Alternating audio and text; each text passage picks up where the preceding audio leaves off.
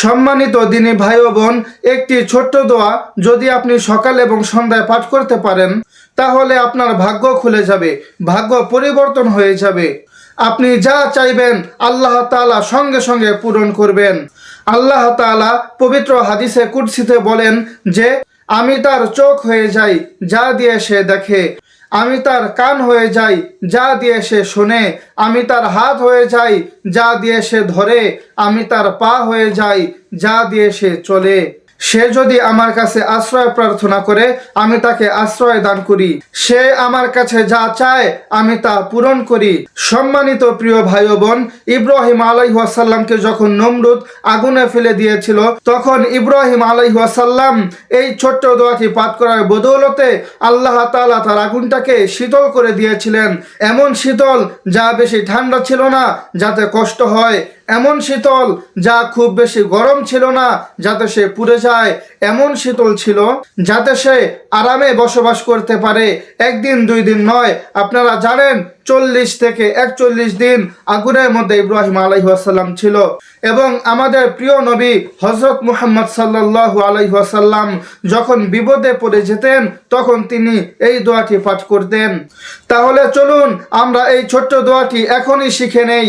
এই ছোট্ট দোয়াটি আপনি ফজরের নামাজের পরে মাত্র 11 বার পাঠ করবেন এবং মাগরিবের নামাজের শেষে মাত্র 11 বার পাঠ করবেন।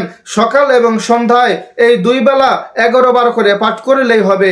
প্রথমেই আপনি নামাজের পরে সুন্দরভাবে বসে প্রথমেই আল্লাহর নবীজির শিক্ষা দেওয়া একটি ছোট্ট দুরূদ শরীফ পড়বেন। দুরূদটি মুখস্থ করে নিন। এই পাওয়ারফুল দুরূদটি হলো আল্লাহুম্মা সাল্লি ওয়া সাল্লিম আলা নাবিয়িনা মুহাম্মাদ।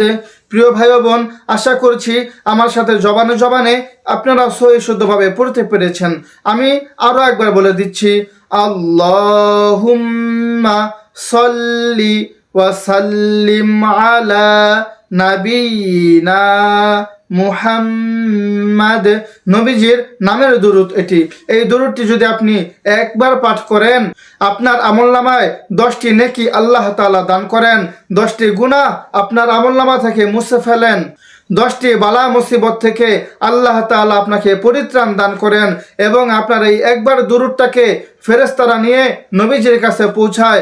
আপনার নাম ধরে, আপনার বাবার নাম ধরে, আপনার বাসা কোথায় সেগুলো বলে বলে বলতে থাকে। নবীজি কিয়ামতের দিন আপনাকে এই দুরূদের বদৌলতে চিনে যাবেন এবং আপনাকে সুপারিশ করে তার সাথে জান্নাতে নিয়ে যাবেন। সুবহানাল্লাহ। প্রিয় ভাই ও বোন, এখানে আপনি এই দুরূদ 11 বার পাঠ করবেন। তারপরে আপনি একটি ছোট্ট ইস্তেগফার পাঠ করবেন যেটি আল্লাহ নবীজি পড়তেন প্রতিদিন এবং আমাদেরকে শিক্ষা দিয়েছেন। মনে রাখবেন, ইস্তেগফার ছাড়া কারো গুনাহ কিন্তু ক্ষমা হয় না, গুনাহ মাফ হয় না। ইস্তেগফার পড়লে দ্রুতই তাড়াতাড়ি গুনাহগুলো ক্ষমা হয়ে যায়। যত বড় কবিরা গুনাহই থাকুক না কেন সব আল্লাহ তাআলা ক্ষমা করে দেন। এই জন্য এই বিশেষ দোয়াটি পড়ার আগে আপনি 11 বার ইস্তেগফার পড়ে নেবেন, তাহলে আপনার গুনাহগুলো মোচন হয়ে যাবে। তারপরে আপনি যে বিশেষ দোয়াটি পড়বেন আল্লাহ তাআলা সঙ্গে সঙ্গে কবুল করবেন ইনশাআল্লাহ। ইস্তেগফারটি হচ্ছে আপনি এইভাবে সহি শুদ্ধভাবে মুখস্থ করবেন। আস্তাগফিরুল্লাহাল আযীম ইন্নাল্লাহা গফুরুর রহিম। আমি আবার বলছি, আস্তাগফিরুল্লাহাল আযীম ইন্নাল্লাহা গফুরুর রহিম।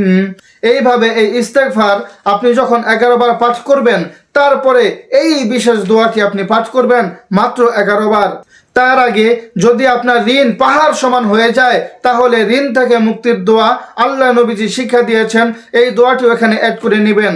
এই দোয়াটি শুধুমাত্র ঋণ পরিশোধ হওয়ার জন্য নয়, আপনার রিজিকের দরজা খুলে যাওয়ার জন্যও। আল্লাহ রসুলের জামাতা হযরত আলী রাদিয়াল্লাহু তাআলা আনহুর কাছে একবার এক সাহাবী এসে বললেন, ওগো আলী, আমি ঋণগ্রস্ত হয়ে গিয়েছি, আমি অভাব অনটনের মধ্যে পড়েছি, আমি খেতে গেলে শান্তি পাই না, ঘুমোতে গেলে শান্তি পাই না, অভাব দারিদ্রতা আমার বাসার মধ্যে বাসা বেঁধেছে। এই জন্য ওগো আলী, যদি তুমি পারো, তুমি তো আজকের প্রেসিডেন্ট, যদি সম্ভব হয় আমাকে কিছু দান করো।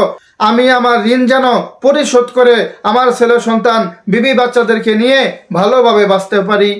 হযরত আলী রাদিয়াল্লাহু তাআলা আনহু তাকে বললেন, ও আল্লাহর নবীর সাহাবী, আমি কি তোমাকে এমন কোনো বাক্য শিখিয়ে দিব যা আল্লাহর নবীজি শিক্ষা দিয়ে বলেছেন, যদি তোমার ঋণ পাহাড় সমান হয়ে যায়, সেই ঋণগুলো পরিশোধ করার দায়িত্ব আল্লাহ তাআলা নিজের জিম্মায় নিয়ে যান। অতঃপর ওই সাহাবী বলল, হ্যাঁ হ্যাঁ, আমাকে এখনই শিখিয়ে দিন। আলী রাদিয়াল্লাহু তাআলা আনহু তাকে এই দোয়াটি শিক্ষা দিলেন এইভাবে, আল্লাহুম্মা কফিনি বিহালালিকা আন হারামিকা ওয়া আগনিনি বিফাদলিকা আম্মান সিওয়াক। প্রিয় ভাই ও বোন, আপনাদের মোটিভেট করার জন্য এই জামানার এই ঘটনা একটু আমি বলি। আবু তোহা আদনান ভাই, তার কাছ থেকে আমি শুনেছিলাম, আপনি যদি ইউটিউবে সার্চ করেন বা স্ক্রল করেন ইনশাল্লাহ পেয়ে যাবেন। তো তিনি বলেছিলেন, তিনি একটি সময়ে যখন বাংলাদেশে এত বেশি পরিচিতি তিনি লাভ করেন নাই, অল্প কিছু মানুষ আলেম সমাজ তাকে চিনত, সে সময় তার একটি ঋণ ছিল। এই দোয়াটি তিনি পাঠ করেছেন নিয়মিত। আল্লাহ তাআলা তাকে এমন জায়গা থেকে রিজিক দান করেছেন, এমন জায়গা থেকে তাকে অর্থ দান করেছেন, তার ঋণটাকে এত সুন্দরভাবে আল্লাহ তাআলা পরিত্রাণ করার তৌফিক দান করেছেন, তা নিজে কল্পনাও করতে পারেন নাই। আল্লাহর নবীজি বলেছেন, এই দোয়াটি যদি তুমি বেশি বেশি পাঠ করতে পারো, তাহলে তুমি কল্পনাও করো নাই এমন জায়গা থেকে তোমার জন্য অনেক বেশি রিজিক আসবে। এই জন্য প্রিয় ভাই বোন, খুব মনোযোগ সহকারে দোয়াগুলো উচ্চারণ করে করে মুখস্থ করে শিখে নিন। তারপরে আপনি এই বিশেষ দোয়াটি মাত্র 11 বার পাঠ করবেন।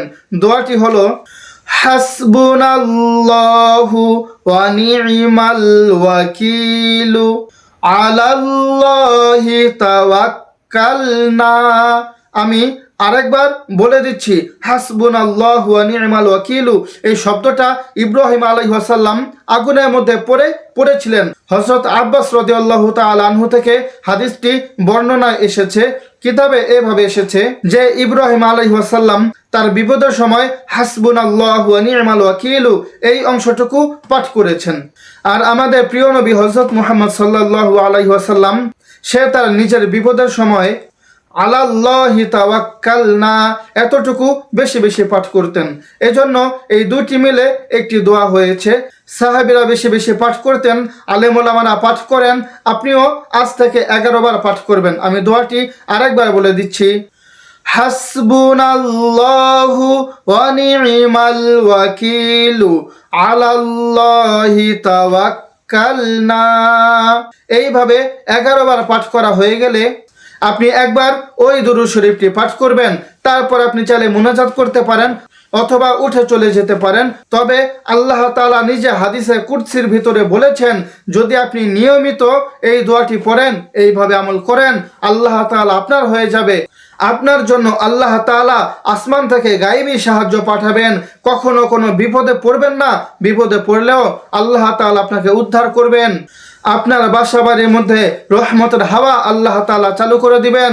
কখনো কোনোদিনও অভাব অনটন আপনাকে স্পর্শই করতে পারবে না ইনশাআল্লাহ। এজন্য প্রিয় ভাই ও বোন আমার, এই দোয়াটি এইভাবে প্রতিদিন পাঠ করুন। তারপরে সম্ভব হলে যদি সময় থাকে আপনি মুনাজাত করুন। আল্লাহ তাআলা তো বলেছেন, আপনি এইভাবে আমল করে মুনাজাত করলে আল্লাহ তাআলা ফিরে দিবেন না। আর যদি দুহাত তুলে মুনাজাত করেন, আল্লাহ নবীজি বলেছেন, আল্লাহ তাআলা আপনার মুনাজাত ফিরিয়ে দিতে লজ্জা বোধ করবেন। এই জন্য দুহাত তুলে মুনাজাত করুন, আল্লাহর কাছে দোয়া করুন। প্রিয় ভাই ও বোন, আজকের জন্য এ পর্যন্তই। ভিডিওতে একটি লাইক দিয়ে চ্যানেলটিকে সাবস্ক্রাইব করে দিন, পরবর্তী একটি ভিডিও যেন মিস হয়ে না যায়। ভালো থাকবেন, সুস্থ থাকবেন। দেখা হবে আগামীকালকের ভিডিওতে। আসসালামু আলাইকুম ওয়া রাহমাতুল্লাহ।